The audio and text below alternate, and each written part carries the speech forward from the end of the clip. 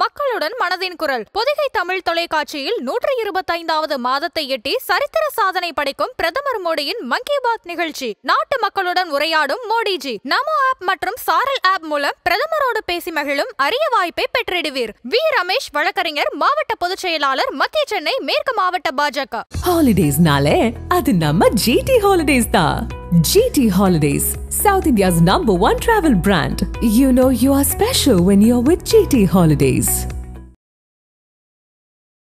சீமான் vs Vijay அரசியல் மோதல் நடந்தால் அதில் யாருக்கு பெரிய சேதாரமா இருக்கும்? நீங்க சொல்ற மாதிரி இன்னைக்கு சீமான் அவர்கள் வந்து அணில்னு பேசக்கூடியது தேவையில்லாதது. அணில் வந்து ஜங்கல் ஜங்கல்னு தானே கத்தணும், ஏன் வந்து அங்கிள்னு கத்துது? அதே மாதிரி உங்க கொள்கை என்னடா டிவிக்கே அப்ப டிவிக்கு வாடா இத்தனை பேர் வரீங்கன்னு கேட்கறது வந்து இது வந்து ஒரு நகைச்சுவைக்காக சொல்றாரு. இது சீமான் சொல்ல வேண்டியதில்லை. 2ஆம் கட்ட, 3ஆம் கட்ட, 4ஆம் கட்ட தலைவர்கள் இதை பேசலாம்.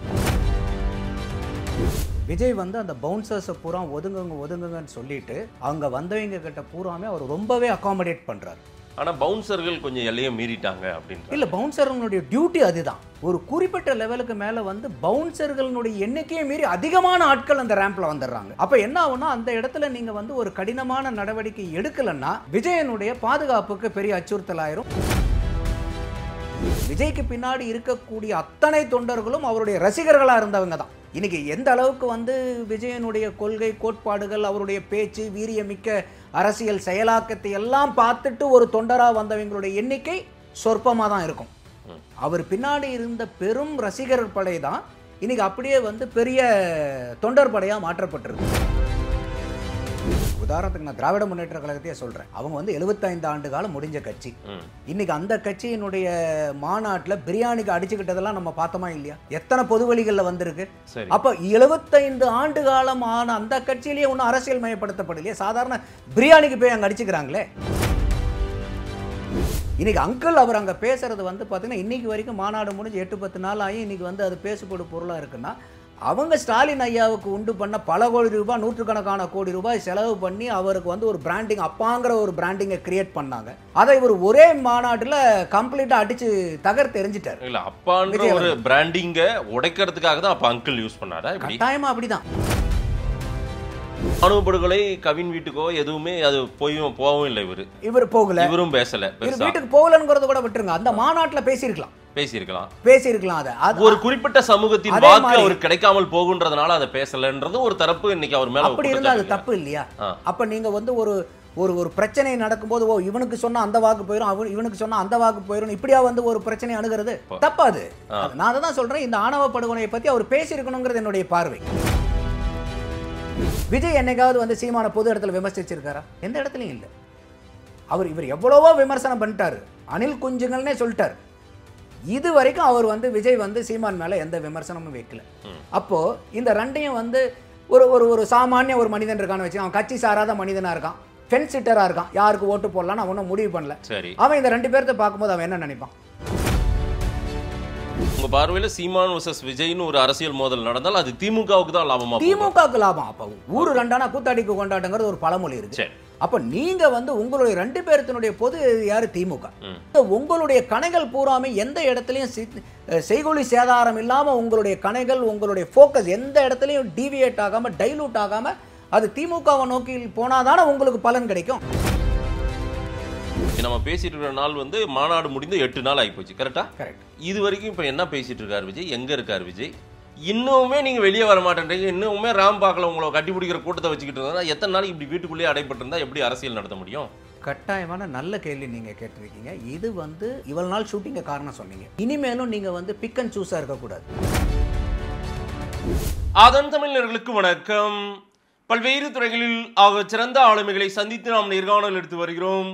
அந்த வகையில் மீண்டும் நம்மோடு இணைந்திருக்கிறார் அரசியல் விமர்சகர் திரு நந்தகுமார் அவர்கள். அவரிடம் கேட்பதற்கு நிறைய இருக்கின்ற வாருங்கள், அவரிடமே கேட்போம். வணக்கம் நந்தகுமார் சார். வணக்கம் ஆதேஷ். எப்படி இருக்கீங்க? அட்டகாசமா இருக்கேன். நீங்க எப்படி இருக்கீங்க? நலமா இருக்கேன் சார். விஜய் அரசியல் மாநாடை ஒட்டியே தான் பல விஷயங்கள், அவருடைய அரசியல் மாநாடு பேச்சுக்கள் இன்னமும் பல விவாத பொருளை ஏற்படுத்தி கொண்டே தான் இருக்கிறது. அதில் ரொம்ப முக்கியமாக ஒரு விஷயத்தை மட்டும் நான் சொல்லணும்னு நினைக்கிறேன். விஜய் ஆர்வ மிகுதியில் போயிட்டு அவருடைய ரசிகர்கள் அந்த ராம்ப் வாக் பண்ண இடத்துல ஏறி அவரை போய் கட்டிப்பிடிக்க முயற்சி செய்தவர்கள், அவரோடு ஒட்டி உறவாட முயற்சி செய்தவர்கள்லாம் தள்ளிவிட்டாங்க பவுன்சர்கள். அதில் ஒரு ரசிகர் வந்து கீழே தள்ளி விடப்பட்டார். அது பெரிய விவாதமாச்சு. இப்போ போய் அவர் விஜய் மேலே அந்த பவுன்சர்கள் மேலெல்லாம் கம்ப்ளைண்ட் கொடுத்துருக்காங்க. அவங்க தாயார் முதல்ல மகனும் 2 பேர் போனாங்க. மறுநாள் அவர் ஒரு வீடியோ வெளியிடுறாரு. அவர் பேர் சரத்குமார்னு நினைக்கிறேன், பெரம்பலூர்காரு. முதல்ல இது வந்து எங்கள் அம்மாவை மிரட்டி ப்ளஸ் வந்து எங்கள் அம்மா கிட்ட சில எதிர்கட்சிக்காரங்கெல்லாம் சொல்லி இதெல்லாம் பண்ணிட்டாங்கன்றாரு. அப்புறம் மறுபடியும் அவரே என்ன சொல்கிறாரு, இல்லை நான் அது யாருக்கும் பிரச்சனை வரக்கூடாதுன்றது தான் பேசினேன், எனக்கு உடம்பெல்லாம் பயங்கர வலியாக தான் இருக்குது அப்படின்னு சொல்கிறாரு. ஒரு கம்ப்ளைண்ட்டும். இன்னொருத்தர் விழுப்புரத்தில் இருக்காரு அஜய்னு ஒருத்தர், நான் தான் அது, ஆனால் அது அவர் இல்லைன்றாங்க. பாருங்க, இதில் ஒரு பஞ்சாயத்து. கேஸ் வேறு ஒன்று எஃப்ஐஆர் மாதிரி போயிட்டு இருக்குது. எஃப்ஐஆர் பதிவாகக்கூடிய நிலை தான் ஏற்பட்டிருக்கிறது. எப்படி பார்க்குறீங்க இந்த நிகழ்வு? சரியா? முதல்ல இது ஒரு அரசியல் கட்சி தலைவர்கள் அந்த ப்ரோக்ராமை நம்ம பார்த்துருக்கிறவங்களுக்கு தெரியும். அது பெரிய ஒரு 1 கிலோமீட்டர் ரேம்ப் போட்டிருக்காங்க, அவ்வளோ பவுன்சர்ஸ் இருக்காங்க. அதையும் மீறி வந்து அவங்களுடைய கட்சி தொண்டர்கள் வந்து அந்த ரேம்பில் ஏறி விஜய் கிட்ட போகணுன்றாங்க. வேறு எந்த கட்சி தலைவராக இருந்தாலும் அதை அலோவ் பண்ணியிருக்க மாட்டாங்க என்னை பொறுத்த வரைக்கும். விஜய் வந்து அந்த பவுன்சர்ஸை பூரா ஒதுங்குங்கன்னு சொல்லிட்டு அவங்க வந்தவங்க கிட்ட பூராமே அவர் ரொம்பவே அகாமடேட் பண்ணுறார். ஆனால் பவுன்சர்கள் கொஞ்சம் எல்லையை மீறிட்டாங்க அப்படின்ற. இல்லை, பவுன்சர்களுடைய டியூட்டி அதுதான். இல்லை, அதுக்காக போய் ஒரு 10-15 அடியில் கொண்டு போய் தள்ளியா விடுறது? தள்ளிங்கிறது இல்லை, அவங்க எல்லாத்துக்கிட்டையுமே வந்து சொல்கிறாங்க ஒரு குறிப்பிட்ட லெவலுக்கு மேலே வந்து பவுன்சர்களுடைய எண்ணிக்கையை மீறி அதிகமான ஆட்கள் அந்த ரேம்பில் வந்துடுறாங்க.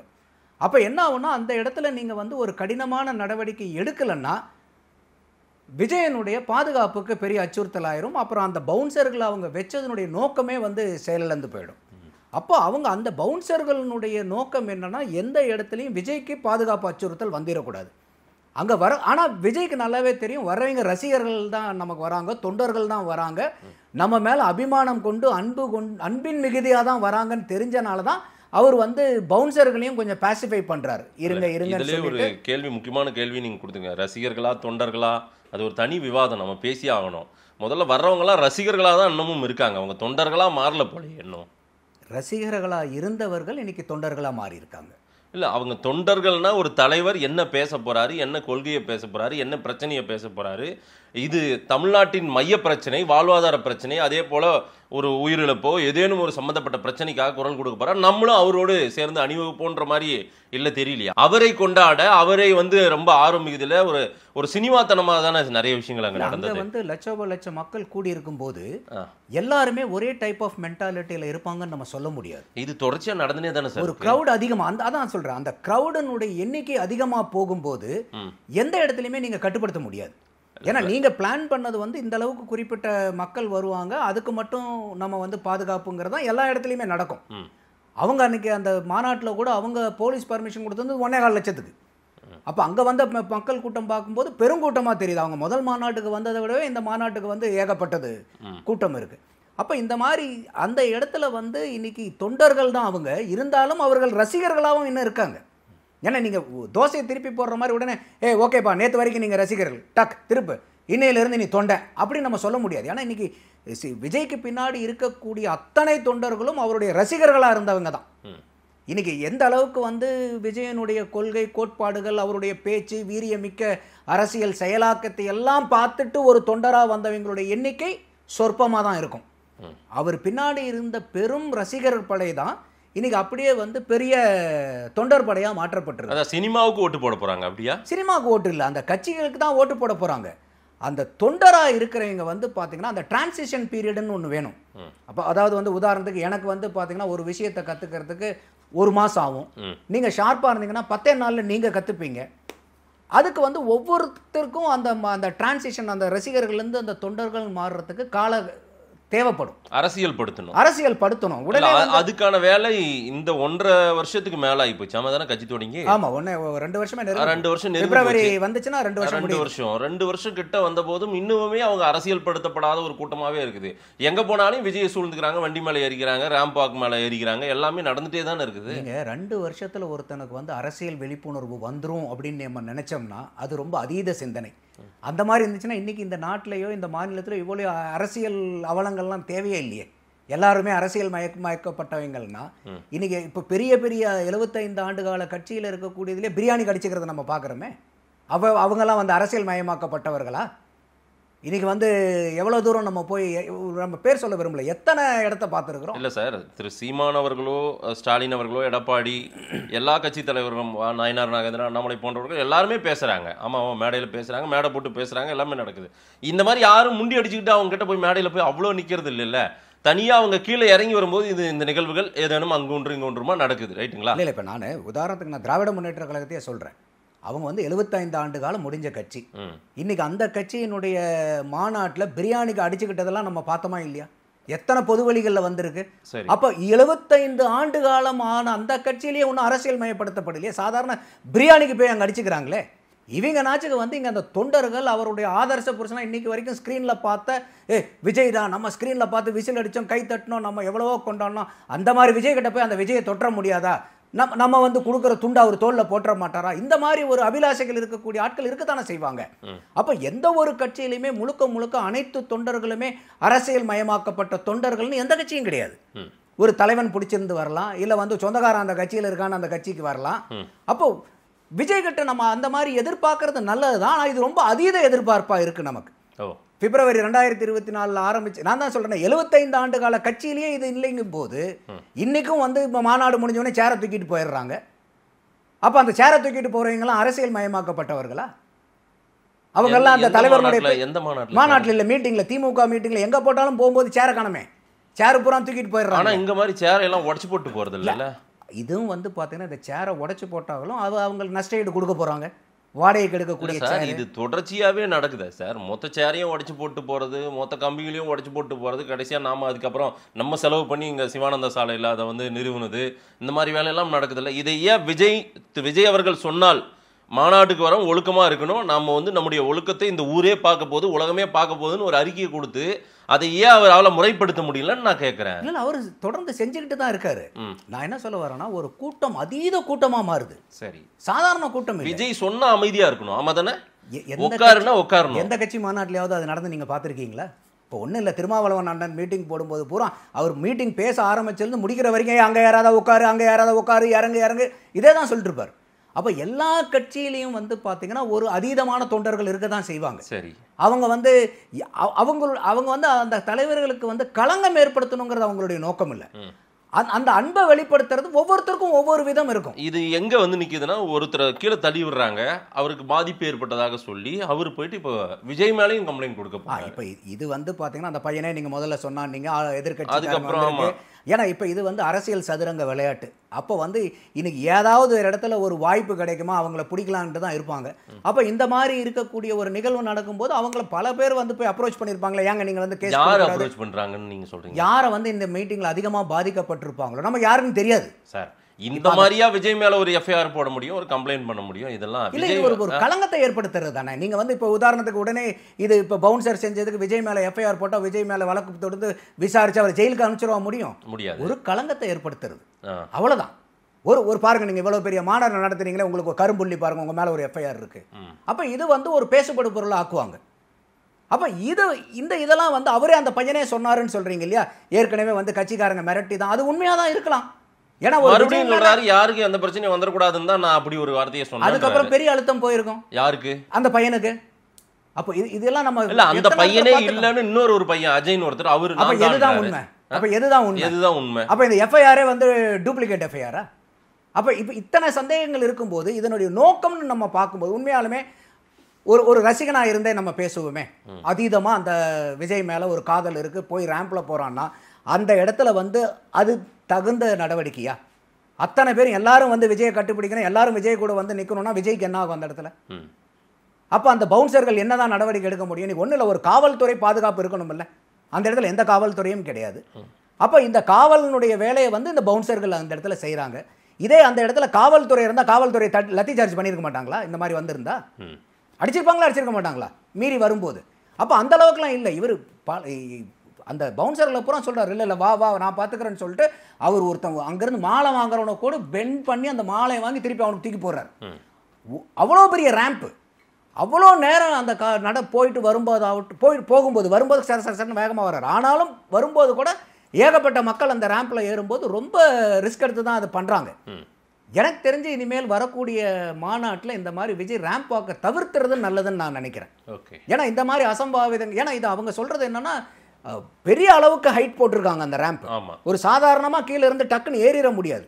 அப்படிப்பட்ட ரேம்ப்லேயே வந்து இந்த மாதிரி மக்கள் கூடி இவ்வளோ தூரம் வராங்கங்கும் போது ஒரு வேளை போல் எல்லா நேரம் இருக்காது. அந்த ரேம்பே வந்து சரிஞ்சிருச்சுன்னு வச்சுக்கோங்க, சரி, அங்கே மேலே இருக்கிறவங்களுக்கு பூரா அடிபடும் இல்லையா? அப்போ என்னுடைய வேண்டுகோள் என்னன்னா, விஜய் அவர்களுக்கு இந்த பார்த்தாருன்னா கட்டாயமாக இனிமேல் வரக்கூடிய மாநாட்டில் இந்த ரேம்ப் வாக்கை தவிர்த்துருங்க.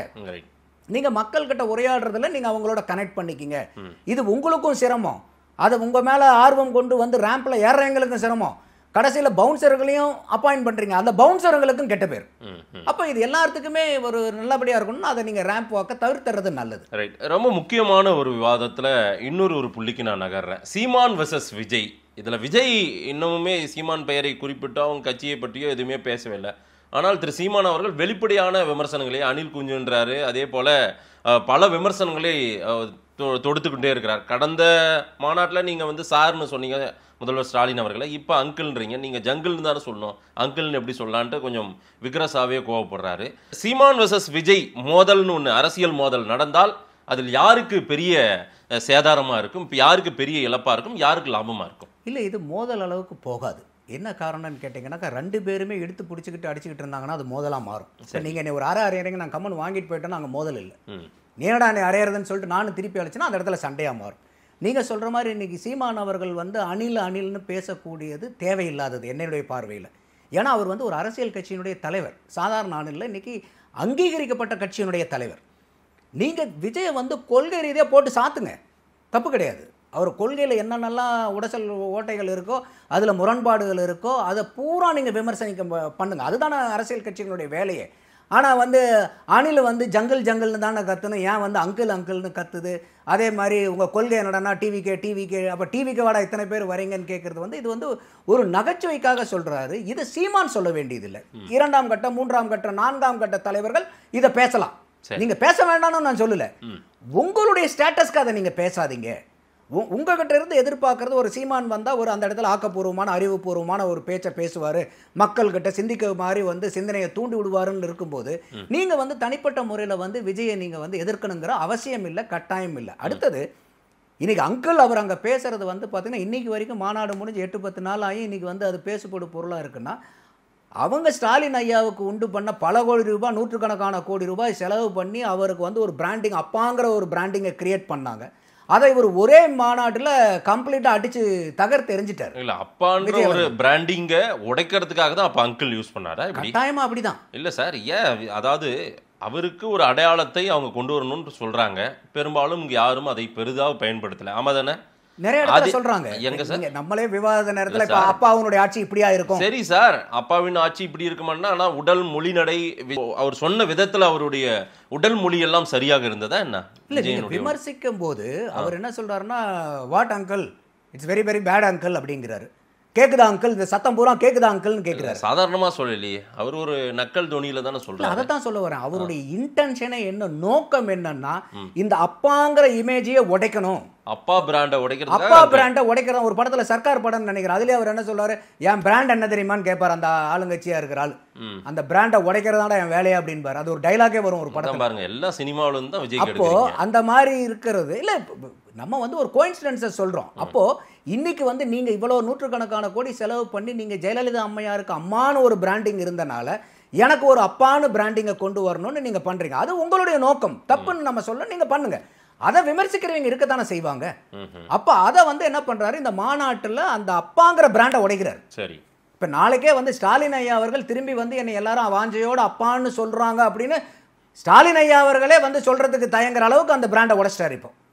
அப்ப அந்த மாதிரி இருக்கும்போது இன்னைக்கு திமுக காரங்க இன்னைக்கு பயங்கரமான எதிர்வினை ஆட்டிட்டு இருக்காங்க. அது அவங்க செய்ய வேண்டிய ஒண்ணுதான். ஒரு முதலமைச்சரை அங்கிள்னு நீங்க ஏன் அப்படி நகைச்சுவை உணர்வோட ஒரு நக்கல் துணியில இழிக்க வேண்டிய அவசியம் எங்க இருந்து வருது? இல்ல, நான் தான் சொல்றேனே, இது வந்து ஒரு நகைச்சுவைக்கு இல்ல, அந்த பிராண்டை உடைக்கிறதுக்காக பர்பஸா அவர் பயன்படுத்தின வார்த்தை. இது வந்து ஒரு காமெடிக்காக சொல்லிட்டு போடல. இல்ல வந்து சில பேர் சொல்லுவாங்க, இல்ல அவர் வந்து தனியா வந்து ஸ்டாலின் அங்கிள்னு தான் கூப்பிட்டுருப்பாரு, அதனால அங்கிள் அடையாளத்தை அவர் உடைக்கணுமா, இல்ல இந்த ஆட்சியில் நடக்கக்கூடிய அவலங்களை இவர் உடைத்தெறிந்து அதை மக்களுக்கு கொண்டு போய் சேர்த்து அதை வந்து மக்கள்கிட்ட விழிப்புணர்வு ஏற்படுத்தணும். ரெண்டையுமே அவர் செய்யணும்னு எதிர்பார்க்கிறாரு. ஆனா ரெண்டுமே அந்த முதல் விஷயத்தை வந்து அந்த மக்களுடைய பிரச்சனைகளை பெரிய அளவுக்கு அந்த இடத்துல பேசல. ஒரு பெரும் ஒரு மேம்பட்ட போக்கில் மட்டும் பேசிட்டு போயிட்டார். பெண்கள் பாதுகாப்பு, சட்டம் ஒழுங்கு, இந்த மாதிரி வந்து ஒரு மேம்போக்கா சொல்லிட்டு போனாரே ஒழிய இன்னைக்கு வந்து பாத்தீங்கன்னா ஒரு ஆணவ படுகொலை நடந்துட்டு இருக்கு. நம்ம பல தடவை பேசுறோம், அது அயோக்கிய படுகொலை, ஒரு சாதியின் பேரில் நடக்கிறது. அந்த ஆணவ படுகொலையை பத்தி இங்க பேசி இருந்திருக்கலாம். தமிழ்நாடு இவ்வளவு தூரம் நீங்க வந்து திராவிடம் சொல்றீங்களே, சமூக நீதின்னு சொல்றீங்க, இந்த அளவுக்கு இருக்கக்கூடிய 75 ஆண்டு கால பாரம்பரியம் இருக்கக்கூடிய கட்சி நீங்க ஆளும்போது திராவிட மாடல் 1.1 சொல்றீங்க, இதுல வேற 2.0 வேணும்னு கேக்குறீங்க. இதுதான் உங்களுடைய சமூக நீதியான்னு கேட்கலாம். இன்னைக்கும் சாதிய பெயரை சொல்லி ஆணவ படுகொலை நடக்குது. அவர் வந்து ஒரு தீர்மானங்கள் நிறைவேற்றிருக்காங்க. தீர்மானத்தையும் அவங்க அப்ப படிக்கல, எல்லாம் செய்தியா கொடுத்துட்டாங்க. அதுவும் ஒரு பெரிய மிஸ்டேக். அது மிஸ்டேக். அத வந்து இப்ப நம்ம அதே போல ஆணவ படுகொலை கவின் வீட்டுக்கோ எதுவுமே அது போகவும் இல்லை. இவர் போகல, இவரும் பேசல, வீட்டுக்கு போகலங்கிறத கூட விட்டுருங்க. அந்த மாநாட்டுல பேசியிருக்கலாம். அது ஒரு குறிப்பிட்ட சமூகத்தின் வாக்கு அவருக்கு கிடைக்காமல் போகுன்றதுனால அதை பேசலன்றது ஒரு தரப்பு. இன்னைக்கு அவர் மேல அப்படி இருந்தா அது தப்பு இல்லையா?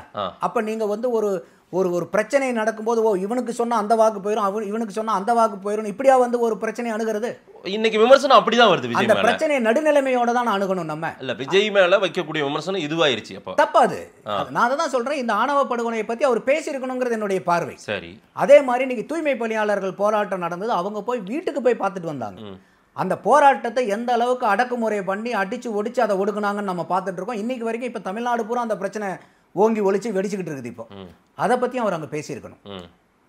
அவர் களத்துக்கே போயிருக்கணும் அங்க. இல்ல சார், விஜய் மேடையில் பேசினது, விஜய் மாநாட்டிலேருந்து இன்னைக்கு விவாதமாகிறது எதுன்னா, அவர் சொன்ன அந்த சிங்கம் கதை, அப்புறம் ஒருத்தரை வந்து ஒரு ரசிகரை தூக்கி கீழே தள்ளினது 2, அப்புறம் வந்து இந்த அங்கிள்னு சொன்னது, இதுதான் வந்து விவாதமாக இருக்கு. இல்லை அதே மாதிரி அவங்க அண்ணாவை பயன்படுத்துறாரு, எம்ஜிஆரை பயன்படுத்துறாரு, 67 எப்படி ரிப்பீட் ஆகும், விஜயகாந்தை கொண்டு வந்தது, ரஜினியை வந்து இவர் கிரிட்டிசைஸ் பண்ணிட்டாரு, கமலஹாசனை கிரிட்டிசைஸ் பண்ணிட்டாரு, அப்படிங்கிற பல இது இருக்குது. Right sir. ஆனால் அதில் எது முக்கியமானது? விஜய் ஒரு மாநாட்டை, 2வது மாநில மாநாடு, இன்னொன்று விஜய் என்ன பேச போறாருன்னு ஒரு வாரம் நிறைய பேர் காத்திருந்தாங்க. ஆமாவா இல்லையா? ஒட்டுமொத்த பார்வையும் விஜய் மாநாடு. அதுக்கு முந்தின அந்த ஒரு அந்த கஸ்டோடியல் டெத் போராட்டத்தில் வெறும் 3 நிமிஷம் மட்டும் பேசியிருந்தார். ஆமா. ஆனா அந்த 3 நிமிஷம் கூட கொஞ்சம் பவர்ஃபுல்லா பேசினார்.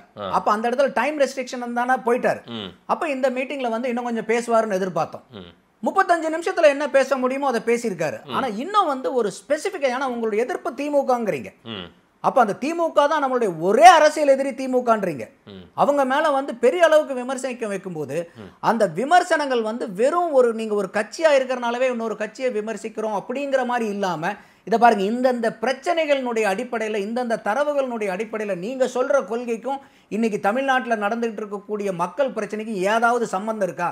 அப்ப உங்க கொள்கைக்கு நேர்முரணா இல்ல வந்து இங்க நடந்துகிட்டு இருக்கு இப்படிங்கிறதையும் வந்து எல்லாத்தையும் பேச வேண்டாம். ஒரு குறிப்பா ஒரு 4-5 விஷயத்தை எடுத்து இந்த 35 நிமிஷம்ங்கிறத ஒரு 45 நிமிஷமா பண்ணிருங்க. அதுதான் சீமானுக்கு மிகப்பெரிய ஒரு கோபத்தை உண்டாக்கும் ஒரு எதிர்ப்பு அரசியலை அவர் செஞ்சுட்டு இருக்காரு.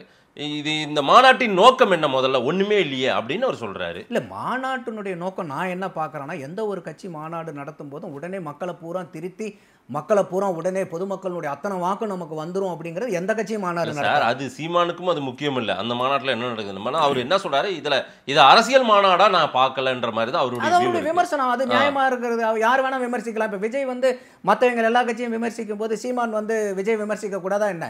ஆனா நம்மளுடைய கேள்வி என்ன வருதுன்னா, நீங்க இந்த அணில் குஞ்சு டிவிக்கு தான் வரீங்களா? அணில் ஜங்கிள்னு தானே சொல்லணும். ஏன் அங்கிள்ங்கன்னா, இப்ப இந்த அங்கிள்ங்கிற விமர்சனம் யாரை எதிர்த்த விமர்சனம்? திமுகவை எதிர்த்த விமர்சனம். சரி. அப்ப அதை ஏன் நீங்க ஜங்கிள்னு சொல்லாம அங்கிள்னு சொல்லும் போது இது திமுகவுடைய விமர்சனத்தை சீமான் அவர்கள் குறைச்சு விட்டுறக்கூடாது. புரியுதா இல்ல? நீங்க எதிர்த்து அரசியல் பண்றதும் திராவிட முன்னேற்ற கழகத்தை எதிர்த்து அரசியல் பண்றாரு. அது சீமானுக்கு அப்படி ஒரு திட்டம் இருக்காது. சரிங்களா? இருக்காது. நான் அதை சொல்ல வரல. சீமானுடைய இன்னைக்கு யாரையும் எதிர்க்கிறத விட திமுகவை அதிகமா எதிர்க்கிறது சீமான் தான். சரி. அப்ப இன்னைக்கு வந்து உங்களுக்கு விஜய் அவர்கள் வந்திருக்கும் போது நீங்க ஏன் இந்த இதெல்லாம் பேசி நீங்க திமுகவை வெறும் வாயில மட்டும் எதிர்க்காதீங்க, இந்த மாதிரி செயல் திட்டங்களை சொல்லி எதிருங்கன்னு சொல்லினா அது நியாயம். ஆனா அவர் போய் அணிலுங்கிறது இல்ல வந்து ஜங்கிள் தானே சொல்லணும். இது வந்து இந்த மாதிரி வார்த்தைகளை சீமான் வந்து தவிர்த்திருந்தாருன்னா அவருடைய இமேஜ் இன்னும் அதிகமாக. சார், ஒரு அரசியல் படுத்தப்பட்ட கூட்டமா நாங்க மாத்திட்டு வரோம், மெல்ல மாத்தி இருக்கோம், ஒரு கொள்கையை சொல்லிட்டு வரோம். ஆனால் மறுபடியும் அது கொள்கையற்ற ஒரு கூட்டமா இப்படி போயிட்டு இருக்க. கேட்டா தளபதின்றாங்க, எங்களுக்கு தளபதியா அது தெரியுது. அப்படின்னு அவர் சொல்ல வராரு. அதுதான் உங்களுடைய கூட்டம் தானே அரசியல் நடத்தப்பட்டிருக்கு. உங்க கூட்டத்தை அவர் அந்த மாதிரி மாத்தி இருந்தாருன்னா உங்களுக்கு கோபம் வரதுக்கு வாய்ப்பு இல்லைங்க. அடுத்த தலைமுறை கூட்டத்தை நீ வந்து திசையை மாத்தி கூட்டு போறியே, அது தப்பா இருக்கே. அது தப்பா இருக்கிறதுனால தான் நாங்க பேச வேண்டிய தேவை இருக்குன்றாங்க. அதாவது இப்ப எல்லா கட்சிக்கும் அவங்களுக்குன்னு ஒரு கொள்கை இருக்கும்.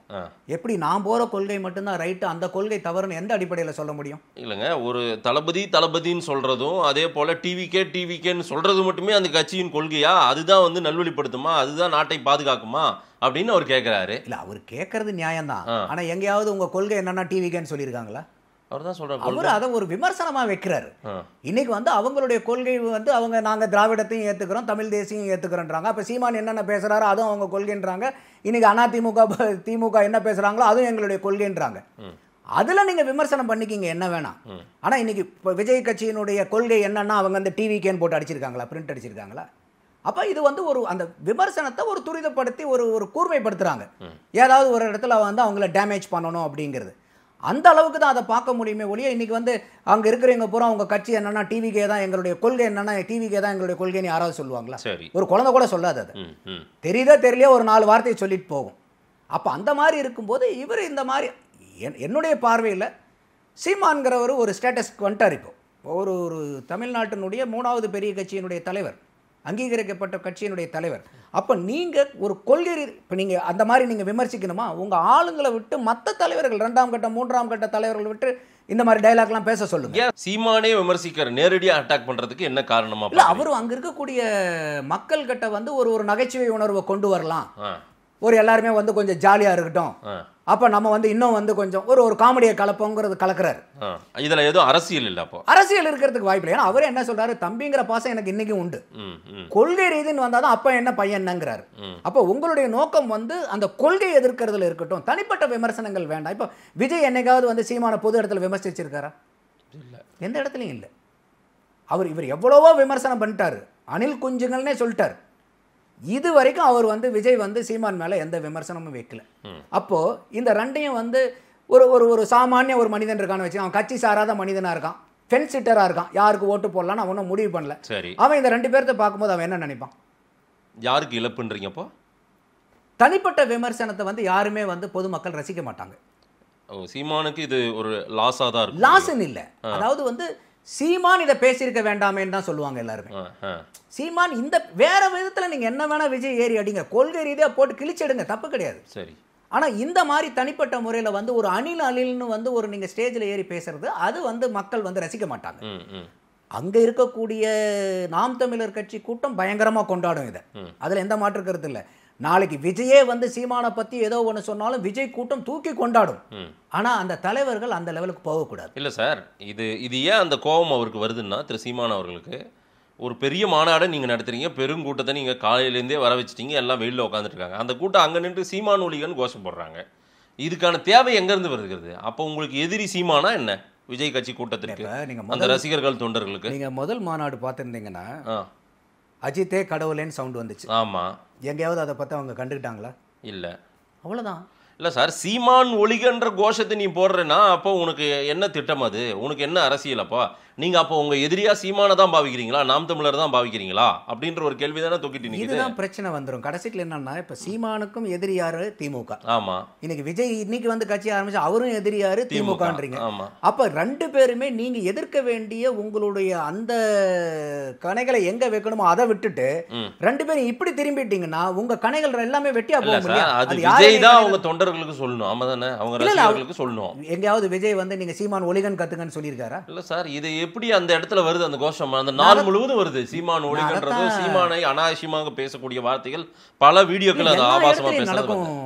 மாதேஷ், இது இன்னைக்கு அதிமுக கூட்டத்தில் போனீங்கன்னா திமுகவை வசப்படுவாங்க, திமுகவினுடைய கூட்டத்தில் அதிமுகவை வசப்படுவாங்க, சரி, காங்கிரஸ் கூட்டத்தில் பாரதிய ஜனதாவை வசப்படுவாங்க, பாரதிய ஜனதா கூட்டத்தில் காங்கிரஸை வசப்படுவாங்க. இது அந்தந்த தொண்டர்கள் மத்தியில் அடிப்படையில் இருக்கக்கூடிய ஆட்களுடைய புரிதலில் வரக்கூடிய பிரச்சனை. இப்போ நீங்க எல்லாத்துக்கிட்டையும் நீங்க எத்தனை பேர்த்தினுடைய வாயை போய் நீங்க அடைக்க முடியும்? இப்போ விஜயே சொல்றாருன்னு வச்சுங்க, இல்ல சீமான் வந்து எந்த இடத்துலயாவது இனிமேல் யாரும் அணில்னு சொன்னாதீங்கன்னு எங்கேயாவது சொல்லியிருப்பாரா? இல்ல அணில்னு சொல்லுங்கன்னு தான் சொல்லியிருப்பாரா? ரெண்டுக்குமே வாய்ப்பு இல்லை. அப்ப எந்த ஒரு கட்சி தலைவரும் யாரையும் போய் தூண்ட போறதில்ல. நீங்க இப்படி கோஷம் போடுங்க. சீமான் இவ்வளவு கோபப்படுறதுக்கான காரணம் இந்த புள்ளிதான்றாங்க. இந்த அங்க நீங்க வந்து அவரை அனாவசியமாக பேச பல செய்திகள் அவருக்கு போயிருக்குது. இந்த மாநாட்டுக்கு முன்னாடி தான் அவர் அணில பத்தி பேசுறது. அவர் இந்த மாநாட்டுக்கு முன்னாடி நடந்த மீட்டிங்கில் தான் வந்து அவர் ஸ்டேஜில் இறங்கி கூட ஒருத்தர்கிட்ட போய் அந்த பத்திரிகையாளர் ஏதோ பிரச்சனை நடந்தது.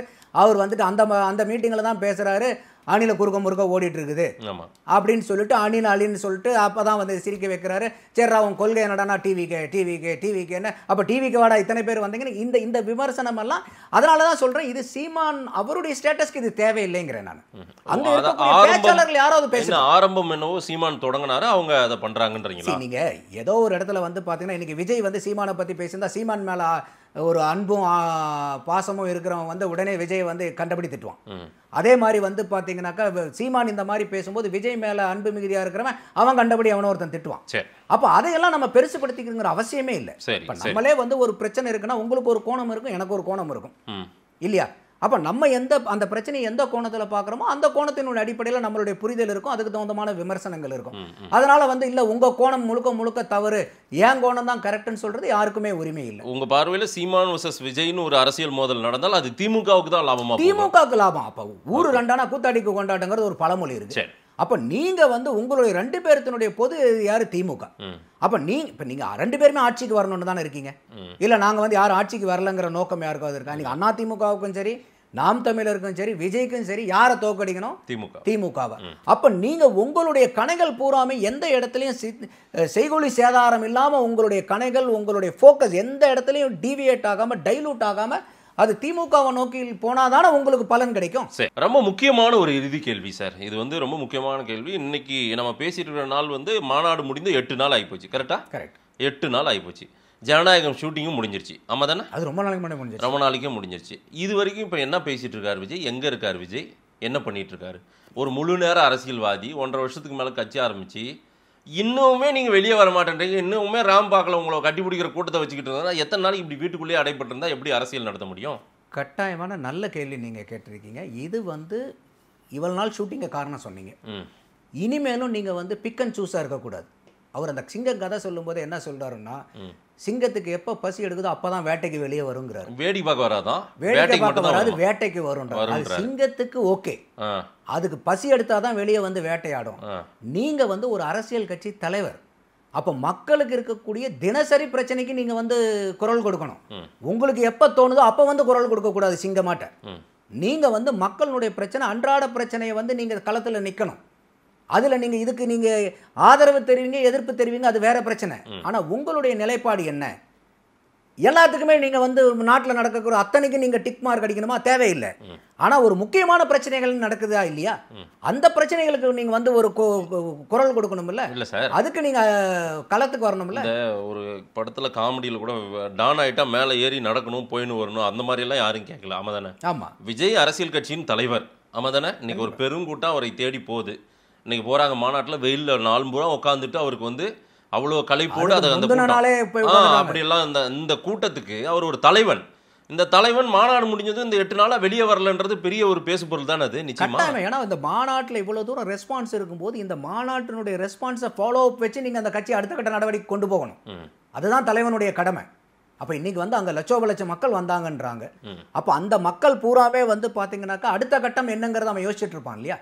அப்போ இந்த மக்களுடைய அந்த கட்சிக்கு வந்த அவங்களுடைய எழுச்சியை பயன்படுத்தி கட்சி அடுத்த கட்டத்துக்கு நகர்த்திட்டு போக வேண்டியது கட்சியினுடைய கடமை, தலைமையினுடைய கடமை. இப்படியே போனா என்ன ஆகும்? இதே மாதிரி இப்படியே அவர் வெளியே வராம இல்ல, அவர் வந்து செப்டம்பர்ல இருந்து டிசம்பர் வரைக்கும் சுற்றுப்பயணம் இருக்குன்றாரு, அந்த மாநாட்டிலே பேசுறாரு. அது தனி சார். அவர் என்ன சொல்றாரு? இப்ப ஏதேனும் ஒரு பிரச்சனைக்கோ அல்லது ஏதேனும் ஒரு ஆலோசனை கூட்டத்திற்கோ ஏதேனும் ஒரு விஷயத்துக்கு இப்ப செப்டம்பருக்கு என்ன இருக்கு? இன்னைக்கு வந்து 28ஆம் தேதி, இன்னும் 3 நாள்ல செப்டம்பர் வந்துட போகுது.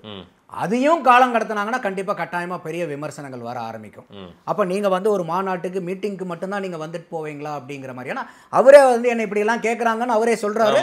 அதே மாதிரி நான் இன்னைக்கு வந்து இது சாதாரண முழக்கமா தெரியல, நான் நாளைக்கு வந்து மக்களை சந்திக்க போறேன், அப்ப வந்து மனம் விட்டு பேசும்போது இந்த சாதாரண முழக்கம் வந்து இடி முழக்கமா போர் முழக்கமா மாறுங்கிறார். அப்போ அந்த செப்டம்பர் டு டிசம்பர் வரைக்கும் உண்டான அந்த 4 மாச சுற்றுப்பயணத்துல பல அஜெண்டாக்கள் இருக்குன்னு நான் எதிர்பார்க்கிறேன். ஆனா இது வந்து இன்னும் வந்து காலம் தாழ்த்துனாங்கன்னா அது வந்து மக்கள் இன்னைக்கு வைக்கக்கூடிய விமர்சனங்களுக்கெல்லாம் சரிதானா இருக்குங்கிற மாதிரி ஒரு பொதுமக்களுடைய பார்வை வர ஆரம்பிச்சிடும். நீங்க நம்புறீங்களா செப்டம்பர் டு டிசம்பர் மக்கள் பயணத்துல தான் இருப்பார் விஜய் அப்படின்னு? அப்படிதான் இருப்பாருன்னு நான் எதிர்பார்க்கிறேன். இதுலேயும் வந்து அவங்க சரிஞ்சிட்டு மறுபடியும் செப்டம்பர் மாதம் சரியில்லை, நாங்கள் அக்டோபர்லேருந்து டிசம்பர் வரைக்கும் போகிறாங்கன்னா மக்களுக்கு வந்து அவநம்பிக்கை வர ஆரம்பிச்சிடும். அந்த கட்சியை நம்மளே விட்டுருங்க, அந்த கட்சியை சார்ந்த நபர்களுக்கு நிர்வாகிகளுக்கே ஒரு சோர்வு வந்துடும்.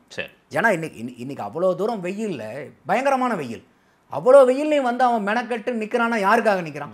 விஜய்க்காக நிற்கிறான். அப்போ அந்த மாதிரி உங்களுக்காக நிற்கக்கூடிய மக்களுக்காக நீங்கள் வந்து நிற்கணும்ல. சரி, நிற்கிறாருன்றதை பார்ப்போம் சார். நிறைய விஷயங்கள் நீங்கள் சொல்லியிருக்கீங்க.